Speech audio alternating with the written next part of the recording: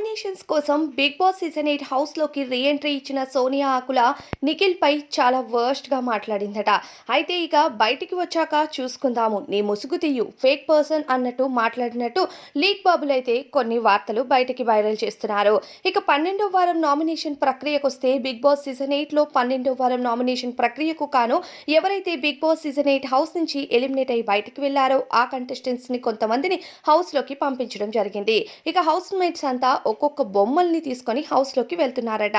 హౌస్‌లోకి వెళ్ళిన కంటెస్టెంట్స్ హౌస్‌లో స్టే చేయకుండా కేవలం ఇద్దరు కంటెస్టెంట్స్‌ని నామినేట్ చేసి హౌస్ నుండి బయటికి రావడం జరుగుతుంది. అయితే ఈ నామినేషన్ ప్రక్రియ కోసం కేవలం సోనియా ఆకుల హౌస్‌లోకి ఎంట్రీ ఇచ్చి నిఖిల్ మరియు యష్మిని నామినేట్ చేసింది.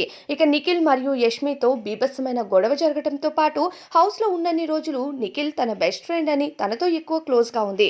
కానీ ప్రస్తుతం హౌస్‌లోకి వచ్చి మళ్ళీ నామినేట్ చేస్తూ you are a fake person ముసుగు తీయు అంటూ తను మాట్లాడిన వార్తలు కొన్ని వైరల్ అవుతున్నాయి.